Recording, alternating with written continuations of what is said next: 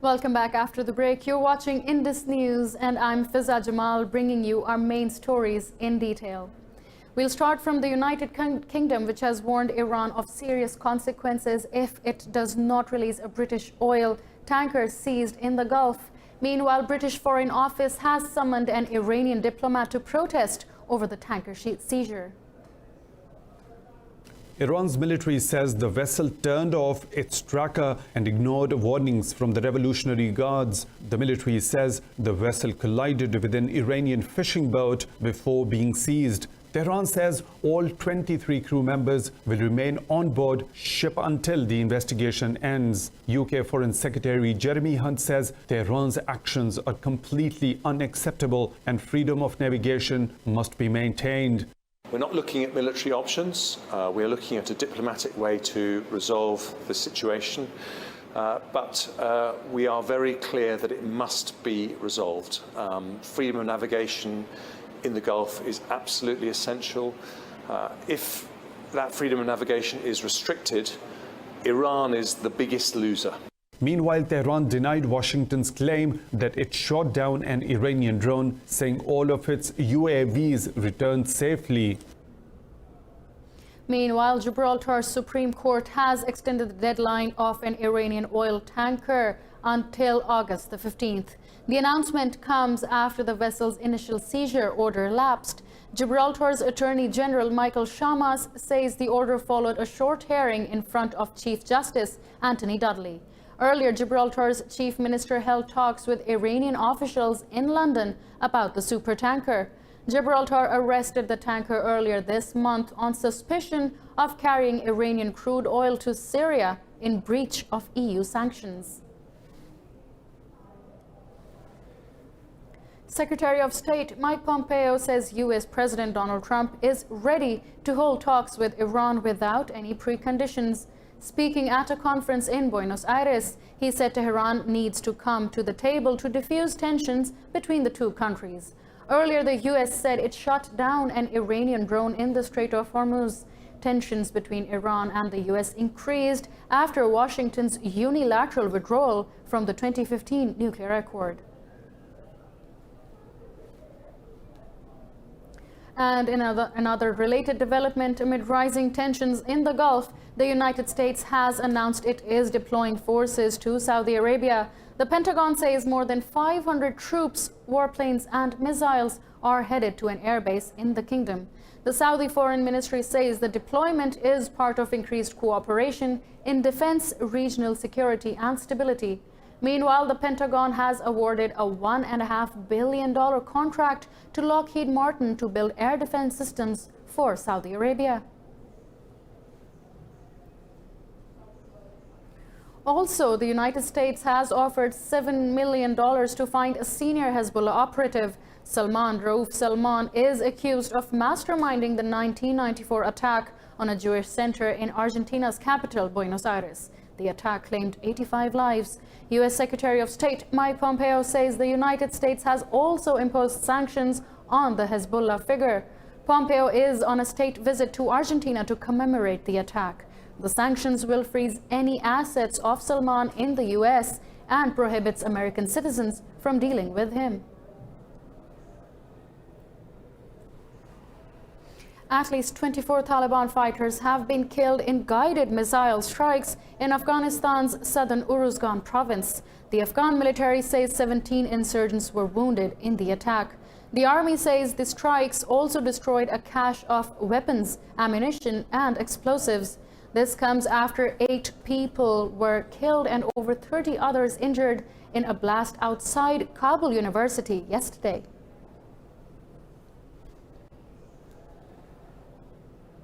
More news from the States. Secretary of State Mike Pompeo has rejected North Korean complaints against military drills with South Korea. This comes after Pyongyang said Washington is breaching the agreement between their leader Kim Jong-un and U.S. President Donald Trump. Pompeo says the military exercises are in line with international norms. Earlier this week, North Korea's foreign ministry said Trump had reaffirmed joint exercises would be halted. It claims the United States' decision to forge ahead with South Korea was clearly a breach.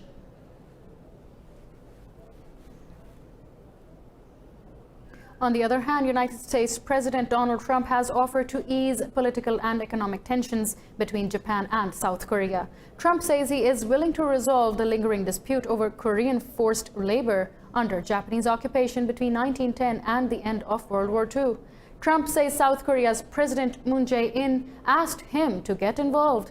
He says South Korea and Japan are major Asian allies for the United States. Maybe if they would both want me to, it's like a full-time job, getting involved between Japan and South Korea.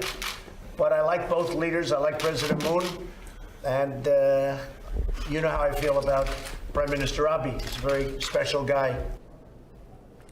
Meanwhile, South Korea has rejected Japan's call for third-party arbitration over the wartime labor dispute.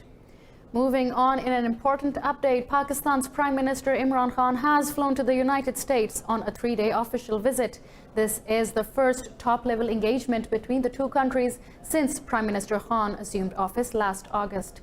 The Prime Minister is scheduled to meet President Donald Trump at the White House on Monday to discuss bilateral ties and regional issues. He will also meet congressional and corporate leaders as well as members of the Pakistani diaspora. During his visit, Khan will highlight Pakistan's policy of seeking a peaceful neighborhood through the negotiated settlement of disputes.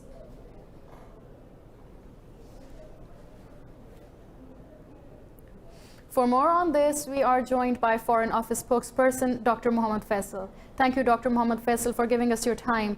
So firstly, what do you expect from Prime Minister Imran Khan's maiden but crucial visit to the States? As you said, it is a very important and crucial visit, the first visit of Prime Minister Imran Khan to Washington, D.C. The most important meeting is to be held on the 22nd of July in the White House, of course, with President Trump. Our focus for the visit is bilateral. We would want to focus on the bilateral relations between the two countries. This would include trade, investments, people-to-people contacts, visa issues, etc., etc. The American interest mainly has remained so far in Afghanistan and the facilitative role of Pakistan in Afghanistan. So this is the gap that we want to bridge in the upcoming visit, and we are very hopeful in this regard. Right, Dr. Mohammad Faisal, this visit is one of the most important visits that we are looking forward to. Do you think this visit would help reduce the trust deficit between both the countries and help to further strengthen the ties? I think the visit has already reduced the tensions, as you said, or the distance that you had in Washington, D.C. and Islamabad. The invitation for the visit by President Trump is itself indicative of the desire on the part of the Americans and the part of the Pakistan government to bridge the gap and to bridge the distance and embark on a new way forward, which we call as a reset. And how meaningful is Prime Minister Imran Khan's visit on U.S. President Donald Trump's invitation important for the current regional situation, especially the Gulf and Afghanistan? Yeah, it is very critical, both for Afghanistan, the Middle East, and of course even in the context of India. All three issues would of course be discussed during the Prime Minister Imran Khan's meeting with President Trump.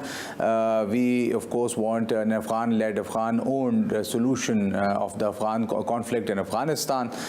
We want the Indians to talk to us. A request to this effect, a letter was sent by Prime Minister Khan on 14th of September, and the Indians are in two minds. Sometimes they agree and then they back off. So we would want an American focus on this also, and the regional situation in general also. All three would be discussed, but our focus would be on bilateral relations. Well, thank you, Dr. Mohammad Faisal, for your time and your insight. That was Foreign Office spokesperson Dr. Mohammad Faisal joining us. Moving on, polling has ended in Pakistan's northwestern tribal districts. These were the first elections in the former federally administered area since it merged with Khyber Pakhtunkhwa province last year. The Election Commission of Pakistan says 2.8 million people were eligible to vote for 16 provincial assembly seats. The Election Commission of Pakistan says 2.8 million people were eligible to vote for 16 provincial assembly seats. Voters chose between 285 candidates fielded by the mainstream political parties. Nearly 2,000 polling stations were open to allow voting in the 7 tribal districts.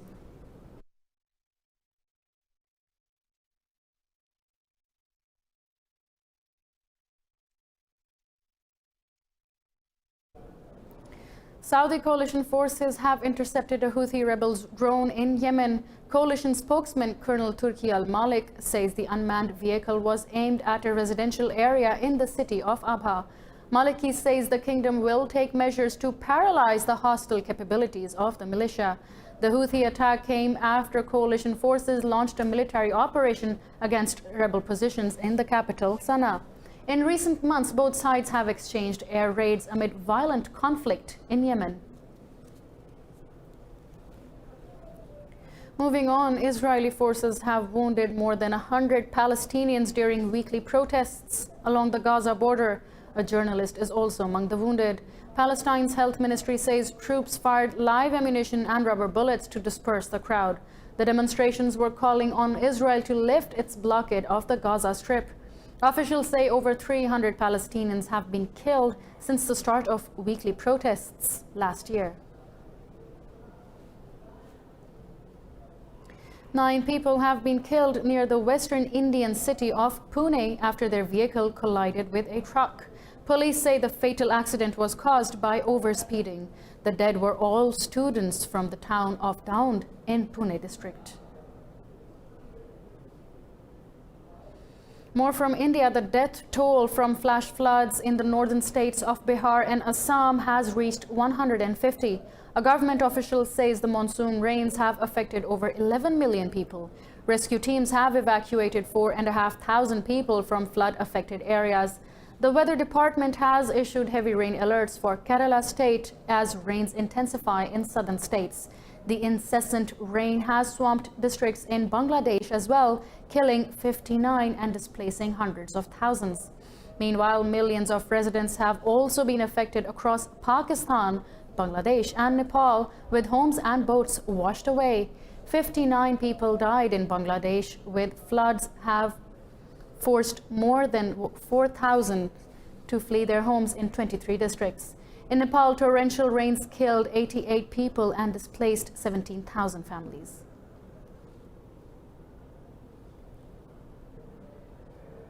Extreme hot weather has started to hit most of the US and Canada, with temperatures set to peak over the weekend. The heat wave could affect around 200 million people in major cities, including New York, Washington, and Boston. New York Mayor Bill de Blasio has declared a local emergency due to the extreme heat in the city. In Canada, heat warnings have been issued for parts of Quebec, Ontario, and Nova Scotia, with temperatures rising to 45 degrees Celsius.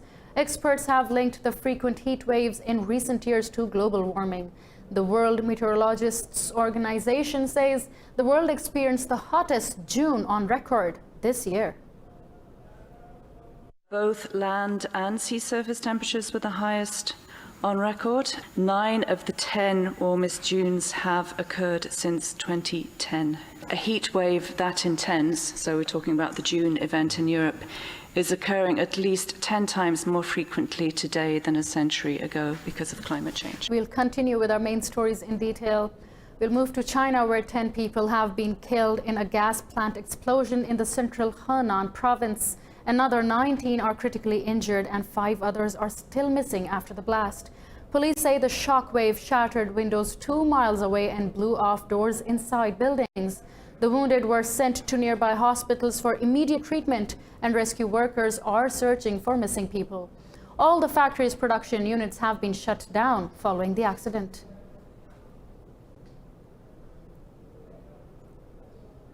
Ukraine is heading to snap polls tomorrow to elect lawmakers after President Volodymyr Zelensky dissolved parliament in May. The Central Election Commission has registered 25,000 nominees from 22 political parties. Opinion polls show President Zelensky's Servant of the People Party is leading with 52%. The main opposition, For Life Party, is second in the polls on 11%. The polls will not be held in the Russian-annexed Crimea and in eastern Ukraine, which is currently under the control of pro-Russian rebels.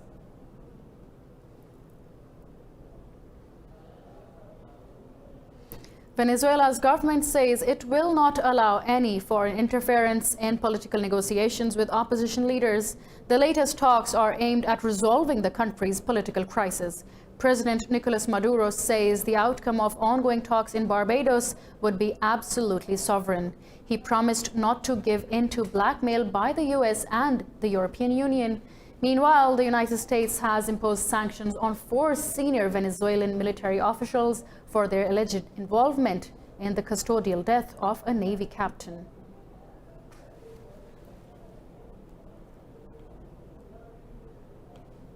The African Union has called for immediate international action to deal with the Ebola outbreak in the Democratic Republic of Congo. The life-threatening disease has lingered for almost a year, with thousands of casualties in the Central African country. The World Health Organization has declared a global health emergency on Ebola after a case emerged in the DRC city of Goma. More in this report.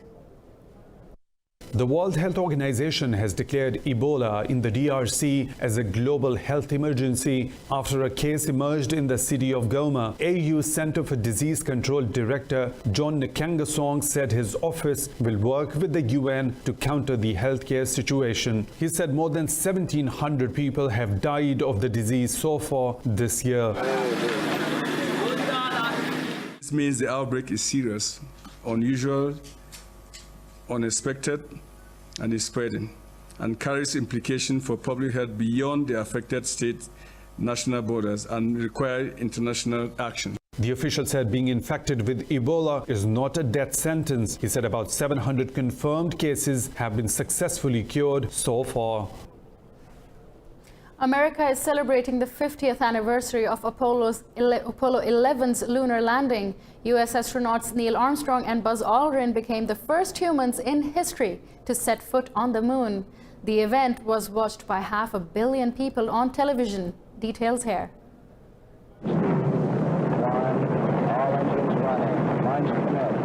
Remarkable scenes from the launch of Apollo 11 projected on the Washington Monument revived the historic moment. The Oval Office has also commemorated NASA's achievement by holding an event at the White House. On the occasion, President Donald Trump met with the astronaut Buzz Aldrin. Trump later asked NASA about their future plans to sending more humans to the moon and then Mars.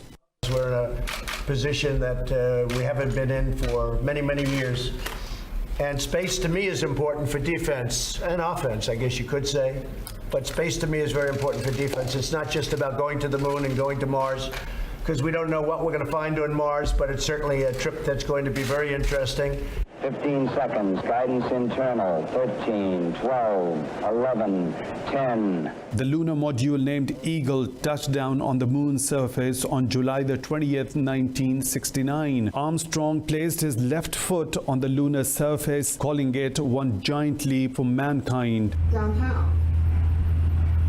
So really our primary artifact is the suit itself here. It's the only thing that really tells the story of our trip to the moon and the Apollo 11 mission, and what Armstrong had on his suit at the time. Nothing has been changed. And so it's really interesting to review all that information.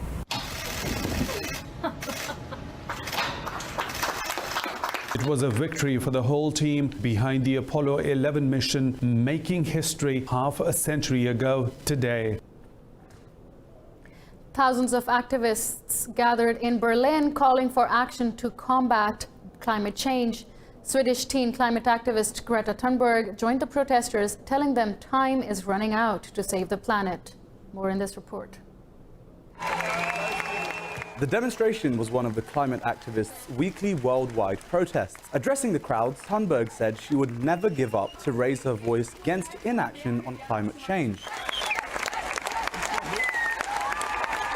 We continue even if it's holiday, because the climate crisis doesn't just stop because we go on holiday. So we continue. Thunberg said world powers should act against the man-made crisis to save future generations. You always feel like you are not doing enough, but we are doing more than we can. We are not the ones who are not doing enough. It is the people in power, the politicians, the business leaders and the media who are not doing enough. And they are the ones who should feel responsibility. The worldwide student strike protest against climate change started in August 2018 when Thunberg began protesting outside the Swedish parliament. He has since been nominated for the Nobel Peace Prize.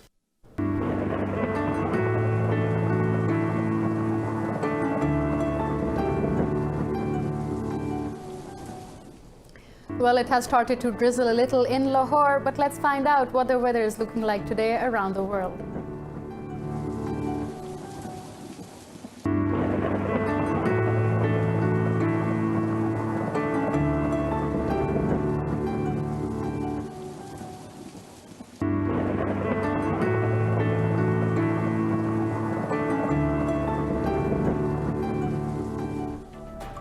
Well, these are all the main stories in detail we have for you this hour. You can choose to keep tabs on us on social media. Just find us by the name of Indus.News.